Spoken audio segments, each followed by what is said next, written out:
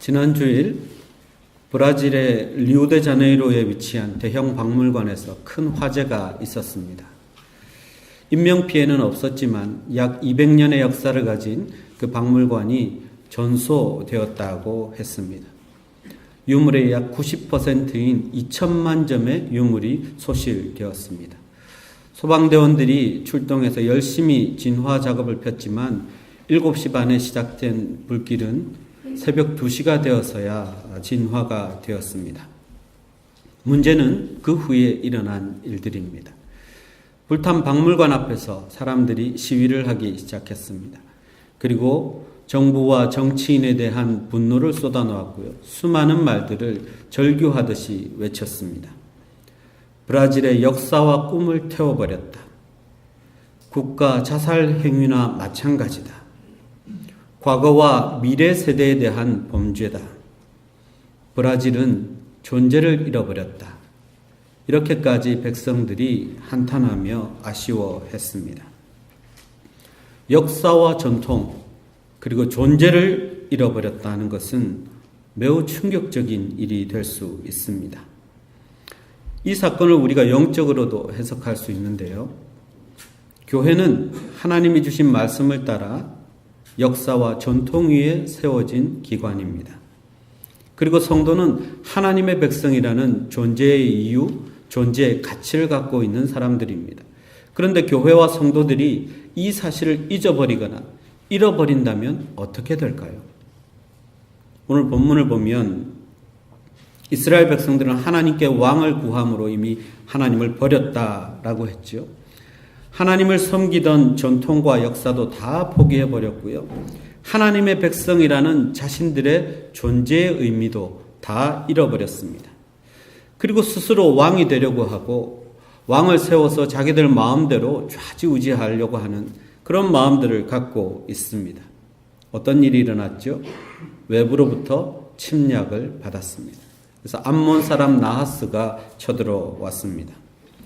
근데 놀랍게도 이 침략에 대한 이스라엘 백성들의 첫 번째 반응은 항복하자는 것이었습니다. 또 그냥 항복하는 게 아니고요. 우리와 언약하자. 그리하면 우리가 너를 섬기리라. 이렇게까지 이야기합니다. 여러분, 언약이라는 말은 이렇게 쉽게 꺼낼 것이 아닙니다. 왜냐하면 이스라엘 백성들이 존재하게 된 것 자체가 하나님께서 인간과 언약을 맺으시고 내 백성이라고 만드셨기 때문에 그 언약으로부터 기인한 것이 바로 이스라엘 백성이기 때문에 이렇게 쉽게 언약을 버릴 수는 없습니다. 누구와 쉽게 언약을 다시 맺을 수도 없는 것입니다. 그런데 이들은 언약 이야기를 꺼냅니다. 그냥 항복하는 것도 아니고 여기서 말하는 이 언약은 봉신 관계를 맺는 것을 말합니다. 그러니까 신하가 되어서 왕을 섬기듯이 하겠다는 것입니다. 당시의 왕들은 다 신적인 위치를 가지고 있습니다. 그러니까 이 말은 하나님 아닌 당신을 우리가 신처럼 여기고 섬기겠다는 그런 말입니다. 하나님이 왕을 주신 지 얼마나 되었습니까? 나중에 보면 싸우기 위해 나온 이스라엘 자손이 약 30만 가량이 있었습니다. 그러니까 이건 힘이 없어서 항복한 것도 아닙니다. 그런데 너무 쉽게 이들은 항복 이야기를 꺼냅니다. 그것도 언약 이야기까지 꺼내면서 말입니다. 그런데 나하스가 어떻게 나옵니까? 내가 너희 오른 눈을 다 빼어야 너희와 언약하리라. 내가 온 이스라엘을 그렇게 모욕하리라. 아주 간이 배 밖에 나온 것과 마찬가지입니다. 사탄 마귀는 우리가 껍벅하고 죽으면 오히려 더 악랄하게 달려듭니다. 이때에 이스라엘 장로들이 꾀를 내죠. 시간을 좀 벌어야 되겠다. 그래서 우리가 각 지파에 전령을 보낼 테니까 그때까지만 좀 참아달라고 이야기합니다. 이 나하스는 얼마나 교만하든지 그래 할 테면 해봐라 라는 식으로 그냥 내버려 두게 되죠. 이 소식을 들은 이스라엘 백성들은 그 자리에서 울었다 그랬습니다. 항복하는 것이나 우는 것이나 다 마찬가지입니다. 불신은 마찬가지입니다. 항복과 절망 중에 어떤 것이 더 안 좋은가 시합하는 것 같습니다. 전통과 역사를 잊어버리고 잃어버린 하나님의 백성의 모습이 이렇게 된 것입니다. 그런데 단 한 사람 사울은 다릅니다. 비록 하나님이 기뻐하시는 왕은 아니었어도 하나님이 세우신 사울은 결사항전의 의지를 불태웁니다. 그냥 이렇게 된 것이 아니라 하나님의 영이 그에게 임했기 때문입니다. 거룩한 분노가 일어나서 사울 태세를 갖추고 있습니다. 근데 참 놀라운 것은 이때 사울이 뭘 하고 있었느냐 하면 소를 몰고 있었습니다. 왕이 소를 몰고 있었어요. 왜 그렇습니까? 왕으로 뽑히기는 했지만 이게 처음 사례이기 때문에 아직 왕궁도 없고 왕이 무슨 일을 해야 되는지도 모르는 상황 가운데 있었다는 것입니다. 그러나 하나님은 이 사울을 왕으로 세울 계획을 가지고 계셨습니다.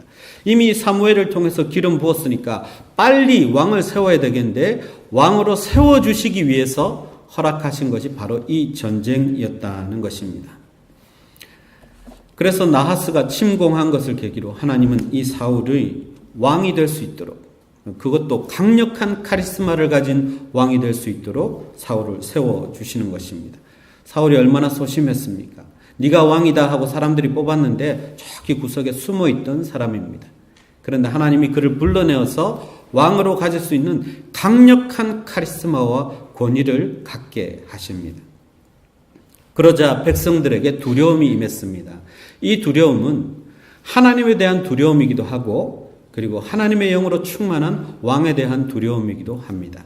이것은 백성들을 하나로 모아주는 역할을 해서 30만 명이나 되는 백성들이 다 한 곳에 모이게 되었다는 것이죠. 그렇다면 전쟁은 능히 할 수 있는 것이죠.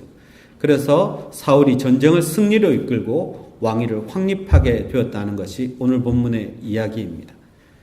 그렇다면 이 본문을 통해서 우리가 몇 가지 교훈을 생각해 보겠는데요. 첫째, 하나님은 자기 백성을 반드시 구원하시는 분이십니다. 이스라엘 백성이 하나님을 버리자 하나님과의 언약도 버렸고 그리고 하나님을 섬기는 것도 버리겠다고 작정했습니다. 많이 타락했죠. 많이 나간 것입니다. 그런데 하나님은 그 순간에도 이들을 구원할 자를 준비하고 계셨습니다. 야베스 사람들은 우리가 언약을 버리고 당신들과 새로 언약을 맺고 잘 섬기겠다고 이렇게 우리가 항복하겠다고 믿음 없는 고백을 해대고 있을 때에도 하나님은 구원할 자를 준비하고 계셨습니다. 하나님은 자기 백성들이 절망에 빠지고 어려움에 빠졌을 때 절대로 그냥 두는 하나님이 아닙니다. 구원할 자를 세우시고 구원할 길을 여시는 하나님이십니다. 비록 이스라엘 백성들이 하나님을 버렸어도 지금도 불신의 행위를 하고 있어도 하나님은 끊임없이 그들을 지키고 보호하고 인도하셔야 할 하나님의 책임을 다하고 있다는 것입니다. 왜 그럴까요? 왜 하나님이 이토록 끔찍하게 이스라엘 백성들을 사랑하실까요? 하나님과 이스라엘 백성이 맺은 그 언약에 비밀이 있습니다. 보통 고대 근동의 언약을 맺는 장면을 보면 짐승을 이렇게 쪼개어 놓고 그 사이로 언약의 당사자인 갑, 을이 함께 지나갑니다. 누구든지 이 언약을 지키지 않으면 이 쪼개진 짐승처럼 될 것이라는 것을 맹세하는 것이죠. 근데 창세기 15장을 보면 하나님이 아브라함과 이 언약을 체결하시는데요. 짐승을 쪼개놓고 하나님만 홀로 지나가십니다. 하나님을 상징하는 횃불만이 지나가십니다. 그 이유는 뭐냐면 이 언약은 내가 지키겠다는 것입니다. 하나님이 너희가 어떠하든지 간에 나는 너희들을 언약의 백성으로 삼은 이상 끝까지 지키고 보호하고 인도하시겠다는 것입니다. 하나님은 이 언약을 지키십니다. 영원토록 지키십니다. 그래서 자기 백성을 지금도 지키고 보호하고 인도해 주시는 것입니다. 자기 백성들이 지금 하나님을 원망하고 하나님을 버리고 지금 엉뚱한 존재에게 언약을 맺자 그러고 항복하겠다 그러고 섬기겠다고까지 이야기하는데도 하나님은 하나님이 하실 일을 하십니다. 우리에게 약속하셨기 때문에 그렇습니다. 지금도 하나님께 선택받은 우리 하나님의 백성들은 하나님이 지키고 보호하시고 인도하십니다. 비록 우리가 좀 실수하고 잘못하고 때로는 하나님을 원망하고 하나님 아닌 다른 존재에 가서 고개를 숙여도 하나님은 우리를 위해 하나님이 할 일을 하십니다. 하나님은 신실하신 하나님이기 때문에 그렇습니다. 하나님이 구원할 자를 주시고 그리고 그런 구원할 수 있는 사건들을 만들어 가십니다. 우리 인간에게 심장이 다 있죠. 근데 이 심장이 1분에 평균 60회 내지 70회를 뜁니다. 수축을 반복하죠. 하루에는 평균 10만 번을 수축한다고 합니다. 평균 우리의 수명을 70년으로 환산하면 심장은 자그마치 26억 번을 수축하고요. 심장이 한 번 뛸 때마다 80ml의 혈액을 온몸으로 뿜어냅니다. 그 피의 양이 하루에는 8,000리터가 됩니다. 1년에는 292만 리터입니다. 그러니까 이것은 32,000리터를 담을 수 있는 대형 유조차 92대 분량에 해당한다고 합니다. 대단하지요. 그런데 더 놀라운 것은 우리가 태어난 후부터 죽을 때까지 이 심장이 한 번도 쉬지 않는다는 것입니다. 잘 때는 대부분의 장기들은 휴식을 취합니다. 그런데 폐하고 심장은 여전히 일합니다. 폐가 하는 일보다도 훨씬 더 큰 일을 심장이 하고 있다는 것이죠.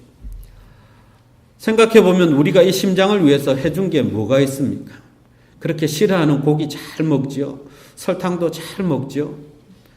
운동은 잘 안 해서 콜레스테롤, 그 혈관에 해롭다는, 심장에 해롭다는 콜레스테롤은 마구 만들어내면서 우리는 일방적으로 심장의 은혜를 잊고 있는 것입니다. 우리가 어떠하든지 간에 끊임없이 우리를 위해서 심장은 은혜를 베풉니다. 하나님의 사랑이 이와 같습니다. 하나님이 자기 백성들을 대하실 때 얼마나 하나님을 잘 잊고 원망하고 심지어 하나님을 버린다 해도 하나님은 끝없이 사랑을 베푸십니다. 그것도 심장처럼 인간에게 꼭 필요한 은혜를, 꼭 있어야 살 수 있는 은혜들을 지금도 우리에게 흘려보내십니다. 영적인 혈관들을 뚫어서 생명을 불어넣으십니다. 그 언약 때문에, 그 사랑 때문에 우리가 살고 있는 것입니다. 두 번째로 하나님은 도구로 쓰시는 사람들을 반드시 도와주십니다. 사울이 앞장에서 왕으로 임명을 받았지만 소나 키우고 있었습니다. 그런데 이 왕이 정당한 왕으로 왕권을 행사할 수 있도록 하나님이 나하스를 동원해서 전쟁을 일으키신 것입니다. 이 전쟁을 통해서 정말 사울은 장난 아닌 카리스마와 리더십을 갖게 되는 것이죠. 이런 방법은 하나님이 계속 쓰시는 방법입니다. 하나님이 모세를 세우셨을 때 보십시오. 모세가 뭐라고 얘기합니까? 하나님, 저는 못합니다. 내가 누구간데 이걸 할 수 있습니까? 그랬더니 하나님이 모세를 계속 세워주시고 키워주시는데 온갖 기술도 다 가르쳐 주십니다. 하나님이 떨기나무에 붙은 불을 통해서 불쇼를 보여주셨죠. 그리고 모세 스스로 할 수 있도록 손을 집어넣었다가 빼면 문둥병이 있다 없다 하는 문둥병 쇼도 보여주셨습니다. 지팡이를 던지면 뱀으로 변했다가 도로 지팡이가 되는 지팡이 쇼, 아니죠, 뱀쇼도 배웠어요. 이것만 주느냐? 그게 아니라 타잔처럼 주변에 소리 지르면 곤충, 동물 할 것 없이 나옵니다. 나일강을 피로 물들이게까지 했습니다. 약하다고 생각하셨는지 이번에는 홍해를 가르쳤습니다. 바다 정도는 갈라줘야 대적들도 두려워하고 이스라엘 백성들도 리더로 따르겠다는 것이죠. 하나님이 모세를 그냥 세우신 것이 아닙니다. 필요한 모든 도움을 주셨습니다. 그 뒤를 이었던 여호수아는 어떻습니까? 여호수아 역시 하나님이 일을 맡겼더니 풀이 죽어 있어요. 기가 죽어 있어요. 그러니까 너도 해. 그러면서 하나님이 이번에는 요단강을 갈라주셨습니다.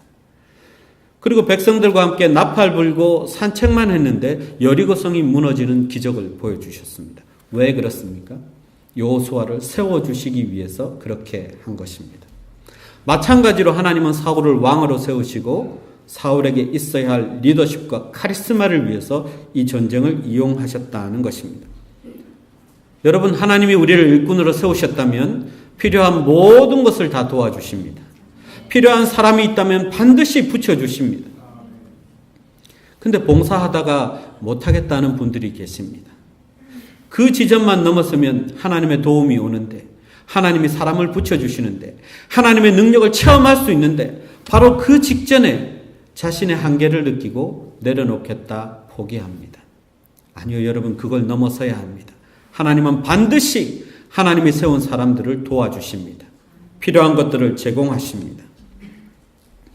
셋째로 하나님이 도우시면 크게 기뻐하게 됩니다. 사무엘이 이스라엘 백성들을 불러 모았습니다. 오라, 우리가 길갈로 가서 나라를 새롭게 하자라고 말했고요.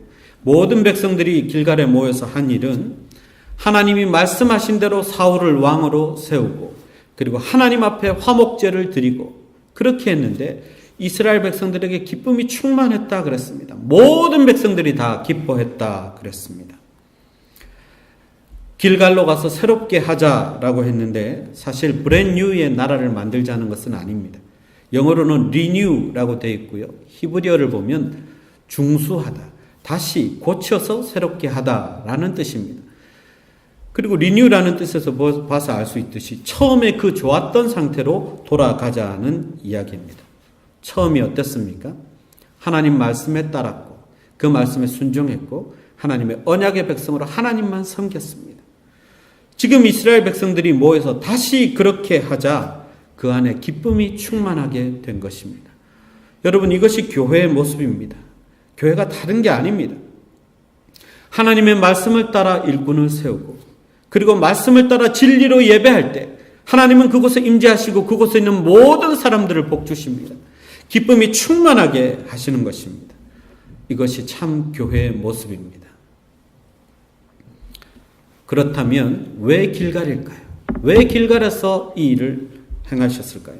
길갈은 이스라엘 백성들이 출애굽한 다음에 처음으로 진을 친 곳입니다. 다른 말로 하면 애굽의 노예 생활로부터 벗어나자마자 하나님의 백성으로 첫 번째 대오를 갖춘 곳이 바로 이곳이었다는 것입니다. 또 광야에서 하나님이 주시는 만나를 먹다가 만나가 그친 곳도 여기입니다. 만나를 통해서 배운 것은 하나님만 의지하고 섬기면 하나님이 다 책임져 주신다는 것입니다. 이제 그 시작, 하나님을 의지한다는 믿음으로 시작해야 되기 때문에 만나를 끊어버리신 곳이 또 이곳입니다. 그들은 이곳에서 여리고성 전투와 아이성 전투도 경험했습니다. 하나님이 함께 하시면 이기는 승리도 맛보았고 하나님이 함께 하지 않으면 지는 것도 여기서 배웠습니다. 그게 다 길갈에서 이루어진 일입니다. 요단강을 건넌 후에 12지파를 대표해서 12도를 세운 곳도 이곳입니다. 광야를 지나는 동안 할례를 받지 못했기 때문에 우리는 하나님의 백성입니다 하는 고백으로 할례를 받은 곳도 바로 이곳입니다. 모든 신앙의 시작, 회복, 하나님의 증거가 가득한 곳, 이곳이 바로 길갈, 마치 신앙의 박물관 같습니다. 근데 여러분, 놀랍게도 지금 길갈로 여겨지는 이스라엘을 가보면요, 그곳에 박물관이 세워져 있습니다. 이스라엘 백성들은 여기서 역사와 전통을 회복하고요, 그리고 자기의 정체성, 자기들의 존재를 확인한 것입니다. 하나님의 사랑을 회복한 것입니다. 그렇게 하면 하나님의 임재가 회복되면 기뻐할 수밖에 없는 것이죠. 여러분, 우리 교회가 이런 교회가 되어야 합니다. 길갈이 되어야 합니다.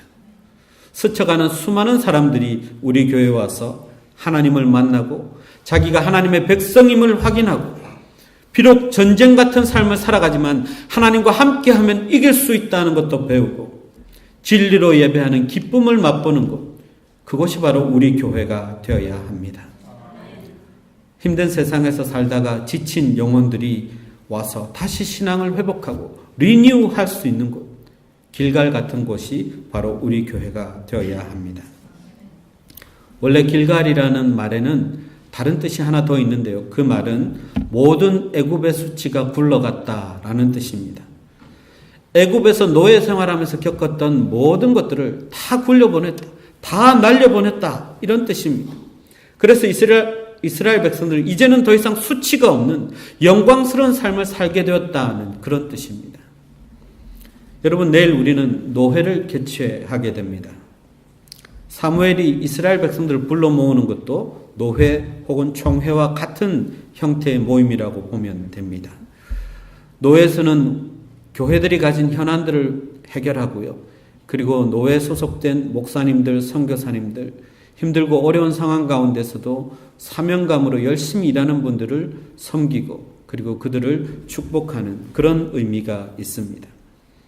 그 모임을 통해서 다시 한번 믿음이 새로워진다는 의미입니다. 여러분, 하나님이 우리를 새롭게 하셨습니다. 겉모습 예배당뿐만 아니라 교회 구성원이 많이 바뀌고 달라졌습니다. 그리고 한 사람 한 사람을 봐도 더 성장하고 더 성숙했습니다. 이제는 혹시 우리가 가졌던 예전에 부끄러운 모습들이 있다면 다 굴려보내야 됩니다. 다 버려버려야 합니다. 다 날려버려야 합니다. 모든 수치는 다 버려버리고 리뉴, 새롭게 되어야 합니다. 노회에서 도움을 받던 교회가 이제 노회에 도움을 주는 교회가 되었습니다.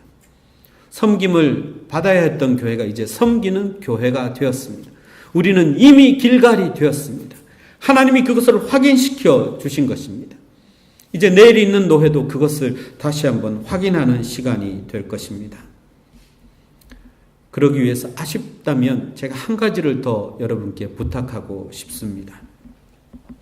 축구 선수 이영표 선수는요, 축구 경기장을 비유로 인생도 이야기하고 신앙도 이야기합니다. 축구 경기장은 라인으로 구성이 되어 있어요. 터치라인이 있고 그리고 골라인이 있고 하프라인이 있습니다. 축구를 하는 사람들은 모두 이 라인이 가진 의미를 압니다. 상황에 따라 자기 편이 되기도 하고 또 상대편이 되어주기도 합니다. 상대팀 선수를 맞고 공이 나가면 다시 자기 팀에게 공격권, 권리가 주어지고요. 또 우리 팀 선수에 맞고 공이 나가면 상대방에게 권리를 넘겨줘야 할 의무가 있습니다. 권리와 의무가 이 경기장 안에 있다는 거죠. 권리를 얻기 위해서라도 의무에 최선을 다해야 한다는 것입니다. 세상은 더 냉혹하죠. 의무를 다하지 않는 사람들에게는 권리를 주지 않는다는 것입니다. 그런데 교회도 마찬가지입니다. 하나님을 믿는 우리도 마찬가지입니다. 하나님을 믿는 사람들도 의무에 최선을 다하는 사람이 권리를 누릴 수 있다고 이영표 선수는 그렇게 이야기합니다. 그렇습니다. 우리는 하나님의 은혜를 누릴 권리가 있습니다. 사랑을 받을 권리도 있고 용서받을 권리도 있습니다. 하나님의 언약의 백성이기 때문입니다. 그렇다고 해서 무조건 권리만 주장하고 우리가 해야 될 의무를 행하지 않는다면 하나님은 그대로 내버려 두시지는 않습니다. 외부에 침략이 있는 것처럼 우리 주변에 어려움들이 생기게 하십니다. 그러므로 우리는 하나님의 사랑을 베푸실 때 그 사랑에 감사해야 합니다. 하나님께서 우리에게 은혜를 베푸실 때 감사하고 그 은혜를 주변에 있는 사람들에게 흘려보낼 수 있어야 합니다. 교회로부터 섬김을 받기만 하지 말고 교회를 섬겨야 합니다. 라인과 관련된 룰을 잘 지킴으로 축구 경기가 잘 정당한 경기가 되듯이 우리도 우리의 의무를 다할 때 하나님이 주시는 권리도 축복도 누릴 수 있는 것입니다. 길갈은 마치 홈 경기장 같은 곳입니다. 처음 믿음 생활을 시작했던 곳, 감사와 은혜로 찬양했던 곳, 강이 열리고 하나님이 임하시는, 성이 무너지고 승리를 주시는 기적을 체험한 곳입니다. 할례를 행하며 믿음을 고백하던 곳입니다. 또한 우리의 모든 수치를 물러가게 하는 곳입니다. 그곳, 그 시간이 지금 우리 앞에 있습니다. 길갈에서 새로워지는 사람들이 되기를 바랍니다. 역사와 전통과 존재 가치를 리뉴하는 여러분이 되기를 바랍니다. 기도하겠습니다.